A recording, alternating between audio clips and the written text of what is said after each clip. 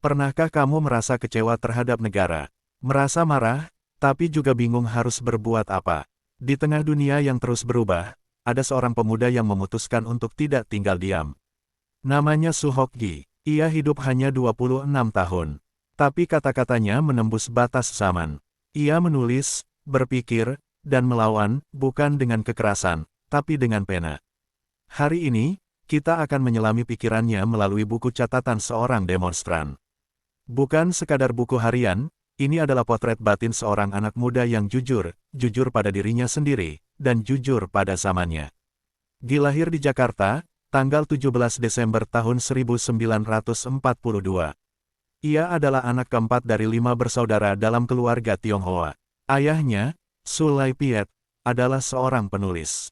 Kakaknya, Arif Budiman, juga menjadi tokoh intelektual penting di kemudian hari. Gi dibesarkan di tengah masa-masa sulit, pendudukan Jepang, revolusi, dan kemudian pergolakan politik tahun 50-60-an. Semua itu membentuk dirinya. Sebagai mahasiswa di Fakultas Sastra Universitas Indonesia, Gi menjadi sosok yang sangat menonjol. Bukan karena penampilannya, tapi karena pikirannya. Ia kritis, tidak mudah percaya, dan yang paling penting, ia tidak takut untuk berbeda. Di tengah euforia Orde Lama, ia menjadi oposisi. Saat Orde Baru naik, ia juga bersikap hati-hati. Ia tidak ingin tertipu 2 kali. Yang membuat buku ini begitu kuat adalah kejujurannya. Tidak ada pencitraan, tidak ada dramatisasi. Gi menulis apa yang ia rasakan, pikirkan, dan takutkan. Kita membaca keresahan, kemarahan, juga cinta. Dan semua itu terasa nyata. Karena kita pun pernah merasakannya, walau di zaman yang berbeda. Salah satu hal yang paling menonjol dalam buku ini adalah kritik Gi terhadap kekuasaan. Ia sangat peka terhadap penyalahgunaan wewenang. Baginya, tidak ada pembenaran untuk kediktatoran, meski dibungkus dengan slogan revolusi. Ia kecewa pada Soekarno, tapi juga tidak serta-merta percaya pada Soeharto. Ia tahu, kekuasaan bisa merusak siapapun. Tapi kritik Gi bukan sekadar teriakan kosong. Ia membaca, ia menulis, ia berdiskusi. Ia ikut turun ke jalan bukan karena ikut-ikutan, tapi karena tahu persis apa yang ia perjuangkan. Dan ia percaya, mahasiswa punya tanggung jawab moral terhadap bangsanya. Bahwa diam adalah bentuk pengkhianatan.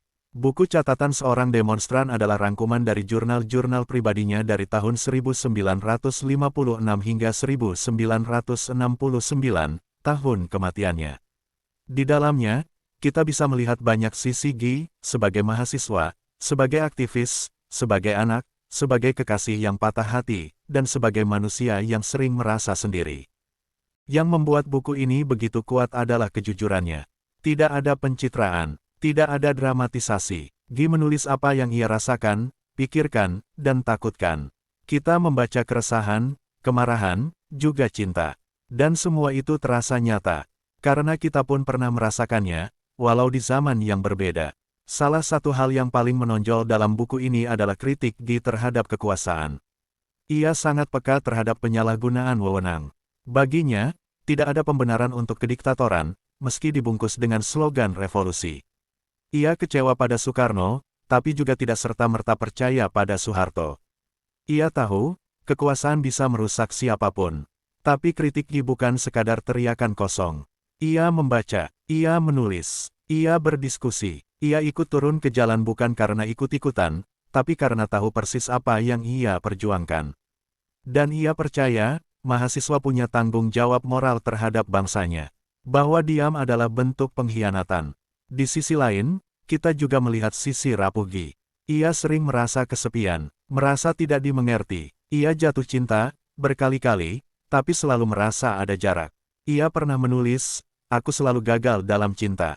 Karena mungkin aku terlalu serius dalam memandang hidup." Dalam kesibukan intelektual dan demonstrasi, ia tetaplah manusia biasa, yang merindukan kedekatan, yang lelah dengan ketidakpastian. Kita juga diajak masuk ke dalam alam pikirannya tentang kematian. Ia menulis tentang kematian dengan sangat tenang. Seolah ia tahu bahwa hidupnya tidak akan lama. Salah satu kutipan terkenalnya adalah, "Nasib terbaik adalah tidak dilahirkan, yang kedua adalah dilahirkan tapi mati muda." Mungkin terdengar pesimis, tapi dari Gi, itu adalah ekspresi kejujuran. Bahwa hidup memang absurd, dan perjuangan kadang sia-sia. Tapi bukan berarti kita menyerah. Ada satu kalimat Gi yang sampai sekarang masih menjadi semacam slogan bagi banyak aktivis dan pemikir muda, lebih baik diasingkan daripada menyerah pada kemunafikan. Kalimat itu menunjukkan prinsip hidupnya, bahwa integritas tidak bisa ditawar, bahwa lebih baik kehilangan teman, jabatan, bahkan nyawa, daripada kehilangan hati nurani. Buku ini bukan buku sejarah biasa. Ia adalah refleksi personal dari seseorang yang hidup di tengah kekacauan politik, dan mencoba tetap waras. Bacaan ini tidak hanya penting untuk memahami masa lalu, tapi juga sangat relevan untuk hari ini. Karena keresahan yang ditulis tentang korupsi, kemunafikan, ketidakadilan, masih sangat terasa hari ini. Mungkin itu sebabnya catatan seorang demonstran terus dicetak ulang, terus dibaca oleh generasi baru. Ia bukan hanya tentang Gi, tapi tentang kita semua, tentang bagaimana rasanya menjadi muda, marah, tapi juga tetap punya harapan. Gi wafat di puncak Gunung Semeru, tanggal 16 Desember tahun 1969. Sehari sebelum ulang tahunnya yang ke-27. Ia meninggal dengan tenang, di tempat yang ia cintai. Gunung, bagi Gi, adalah pelarian dari kegaduhan politik. Di sana, ia merasa damai. Di sana, ia merasa bebas. Ia menulis, "Saya kira, ini adalah tempat paling sunyi dan indah di dunia." Mungkin kita tidak bisa menjadi Suhok Gi, tapi kita bisa belajar darinya. Belajar untuk berpikir mandiri, untuk berani mempertanyakan, untuk jujur pada nurani kita sendiri. Dunia ini tidak kekurangan orang pintar, tapi sering kekurangan orang jujur. Semoga buku ini, dan warisan pemikiran Gi, bisa terus menjadi api kecil, yang menyalakan hati-hati muda untuk terus menyuarakan kebenaran. Meski sendirian, meski dibungkam, meski dianggap aneh, karena seperti yang ia katakan, sebuah negara akan hancur jika tak ada lagi orang jujur.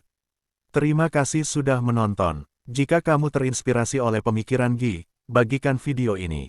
Dan kalau kamu punya kutipan favorit dari catatan seorang demonstran, tulis di kolom komentar. Sampai jumpa di video berikutnya.